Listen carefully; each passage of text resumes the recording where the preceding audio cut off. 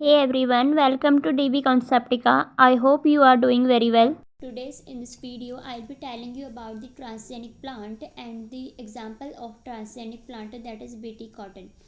A transgenic plant is a modified organism where genes are transferred from one organism to another through genetic engineering technique. Transgenic plant वे plant होते हैं जिसमें हम gene of interest को कहीं से isolate करके उस प्लांट में ट्रांसफ़र करते हैं और जो मॉडिफाइड प्लांट बनता है उसको बोलते हैं ट्रांसजेनिक प्लांट. ठीक है. The purpose of producing a transgenic plant is to obtain a species that has ideal traits, high yield and quality. जो ट्रांसजेनिक प्लांट प्रोड्यूस करने का पर्पस है वो ये है कि हाई यील्डिंग हो और क्वालिटी उसकी बहुत अच्छी हो किसी स्पीशीज़ की, और उसमें आइडियल ट्रेट्स हों, और ये जो है पेस्ट रेजिस्टेंट प्लांट हो. ठीक है. नाउ इसका एक एग्जांपल है, best example BT cotton, that is bacillus thuringiensis cotton. ठीक है. BT cotton is a genetically modified organism, that is GMO, और genetically pest resistant plant cotton variety which produce insecticidal to combat bollworm. मतलब BT cotton एक genetically modified plant है, that is GMO, और genetically pest resistant plant है. ये जो है mainly pest resistant plant है. ठीक है. जो कि बीटी कॉटन में जो कॉटन में लगने वाले कॉम्बैट बॉलवर्म्स होते हैं, जो इंसेक्ट्स होते हैं, उनको किल करती है और जो कॉटन को बचाती है इंसेक्ट से. ठीक है.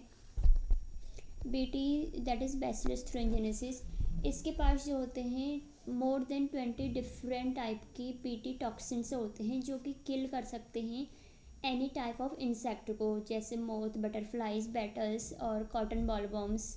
ठीक है. BT cotton field trial done in US इन 1993.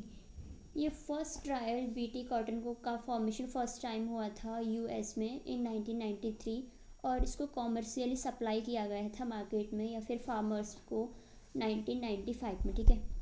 और इंडिया में इंडिया में इसको इस्टेब्लिश किया गया था 2002 में. ठीक है. प्रोडक्शन ऑफ बीटी कॉटन, हम यहाँ पे प्लांट की बात कर रहे हैं तो प्लांट में जो जीन ट्रांसफ़र के लिए वेक्टर होता है वो होता है एग्रोबैक्टीरियम ट्यूमिफेसेंस या एग्रोबैक्टीरियम राइजोजेनस. ठीक है. यहाँ पे हम बीटी कॉटन को कैसे बनाते हैं वो देख लेते हैं. हमने एक बीटी लिया, मतलब बैक्टीरियम लिया एक, दैट इज़ बैसिलस thuringiensis, और एक लिया एग्रोबैक्टीरियम ट्यूमिफेसेंस. ठीक है. बैसिलस thuringiensis में एक फॉरेन प्लाज्मिड होता है या फिर एक्स्ट्रा क्रोमोसोमल DNA होते हैं जो कि मेन रोल प्ले करता है बीटी कॉटन के फॉर्मेशन में. ठीक है. वो लिया यहाँ से, और उसमें से जो क्राइजीन होता है, जो जीन ऑफ इंटरेस्ट है जो हमें प्लांट में ट्रांसफ़र करना है, उस जीन को आइसोलेट कर लिया, उसमें से कट कर लिया बाय द रेस्ट्रिक्शन न्यूक्लियेजेस या रेस्ट्रिक्शन एंजाइम्स के थ्रू. ठीक है. और यहाँ से क्राइजीन हमने यहाँ से ले लिया है, और यहाँ पे एग्रोबैक्टीरियम ट्यूमिफेसेंस से यहाँ से हमने ये TI प्लाज्मिड लिया, और TI प्लाज्मिड में से हमें सिर्फ लेना है tDNA जो हमें प्लांट में ट्रांसफ़र करना है. ठीक है. tDNA जो बना होता है ऑक्सिन, साइटोकाइनेन और ओपाइन रीजन से, और लेफ्ट और राइट बॉर्डर से. ठीक है. अब हमने इसे क्लीव कर लिया, लेफ्ट और राइट बॉर्डर सेम रहेंगे. यहाँ पे हमने क्लीव करा वो रीजन जो ऑक्सिन और साइटोकाइनेन प्रोड्यूस करने वाले जीन थे, उनको वहाँ से रिमूव कर दिया. ठीक है. अब इसके प्लेस पे हमने यहाँ पे लाइगेज कर दिया क्राइजीन को. ठीक है. इस प्लेस पे हमने लाइगेज करा क्राइजीन को, यहाँ पे आप देख सकते हैं. अब ये बन गया रिकॉम्बिनेंट TI प्लाज्मिड. ठीक है. हमने यहाँ पे क्राइजीन को इंसर्ट कर दिया और उसमें लाइगेज कर दिया, तो ये रिकॉम्बिनेंट TI प्लाज्मिड बना. देन हमने इसको अगेन री इंसर्ट करा एग्रोबैक्टीरियम ट्यूमिफेसेंस में यहाँ पे, जो कि अब जो है एग्रोबैक्टीरियम ट्यूमिफेसेंस यहाँ पे मॉडिफाइड है. ठीक है. देन हमने इस एग्रोबैक्टीरियम ट्यूमिफेसेंस को कल्चर करा, जो मॉडिफाइड है उसको कल्चर करा, और उसमें सेल डिवीज़न हुआ, बहुत सारे एग्रोबैक्टीरियम्स बने जो कि मॉडिफाइड, जेनेटिकली मॉडिफाइड थे. ठीक है. अब हमने इसे ट्रांसफ़र करा प्लांट सेल में या कल्चर में, जो हम कल्चर प्लांट का कल्चर करते हैं उसमें उस कैलश में या कल्चर में हमने ट्रांसफ़र करा और वहाँ पे हमने माइक्रो प्रोपगेशन कराई, ठीक है। अब यहाँ पे बीटी कॉटन प्लांटलेट्स बनते हैं, उसके बाद बीटी कॉटन प्लांट बनते हैं। जो भी न्यू जनरेशन के प्लांट होंगे, जो न्यू प्लांटलेट बनेंगे वो सारे बीटी होंगे, मतलब पेस्ट रेजिस्टेंट प्लांट होंगे, ठीक है। नाउ हमने इसको अब सप्लाई करा फार्मर्स को या फिर फील्ड में, ठीक है। ऐसे जो है बीटी कॉटन का फॉर्मेशन होता है। बीटी कॉटन हमने क्यों बनाए, पेस्ट रेजिस्टेंट कैसे है, ठीक है। तो हमने क्या करा, जो बीटी कॉटन था या जो बैसिलस थ्यूरेनजेनेसिस है उसमें से क्राइजीन लिया। उस क्राइजीन ने जब प्लांट में ट्रांसफ़र करा तो वो प्लांट के जीनोम के साथ इंटीग्रेट हो गया, ठीक है। प्लांट के जीनोम के साथ इंटीग्रेट होगा तो जब प्लांट का जीनोम जो है ट्रांसक्राइब हो गया, ट्रांसलेशन होगा, तो उसके साथ साथ क्राइजीन भी ट्रांसक्राइब और ट्रांसलेट होगा, तो उससे प्रोटीन का फॉर्मेशन होगा, दैट इज़ क्राई प्रोटीन। अभी तक जो बैसिलस थ्यूरेनजेनेसिस है उसमें और जो प्लांट में क्राई प्रोटीन है या क्राइजीन है वो इनएक्टिव फॉर्म में है, ठीक है। इसको एक्टिव फॉर्म में लाने के लिए हमें अल्कलाइन पीएच की ज़रूरत होती है, या इसके लिए फेबर है अल्कलाइन पीएच, ठीक है, जो कि इंसेक्ट के मिडगट में प्रेजेंट होगा।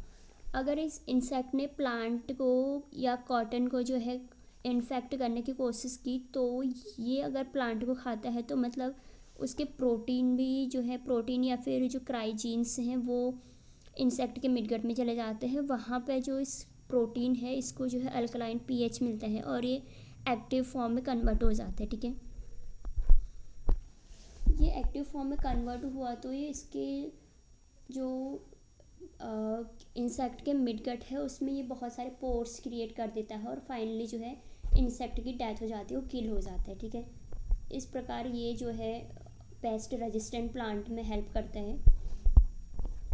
अब इसके एडवांटेजेस क्या क्या हैं वो देख लेते हैं। Increase yield of cotton due to control of boll bombs जो कि कॉटन को इन्फेक्ट कर रहे थे बीटी कॉटन बनाने से पहले, ठीक है। अब अगर बैसिलस थ्यूरेनजेनेसिस कॉटन वहाँ पे क्राइजीन प्रेजेंट है तो वो क्राई प्रोटीन जो है बॉल बॉम्ब को किल करेगा और जो कॉटन की यील्ड है उनको इसको इंक्रीज़ करेगा, ठीक है। नो हेल्थ हैज़ार्ड, यहाँ पे हेल्थ का कोई वैसा इश्यू नहीं है जो कि ह्यूमन को नुकसान करता हो, क्योंकि यहाँ पे स्प्रेइंग नहीं हो रही है, ठीक है। वो जेनेटिकली मॉडिफाइड कर दिया गया है पेस्ट रेजिस्टेंट। अब यहाँ पे पेस्टिसाइड को हम स्प्रे नहीं करेंगे, ठीक है। Integrate pest management that is IPM for becoming more effective due to low use of pesticide.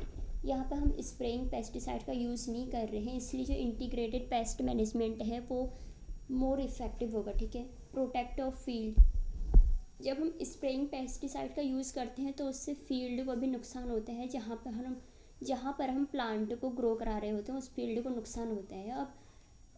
अब जो बीटी कॉटन है या जो अदर बीटी क्रॉप्स हैं उनको वो जो हैं इस फील्ड को भी बचाते हैं पॉल्यूशन से, ठीक है।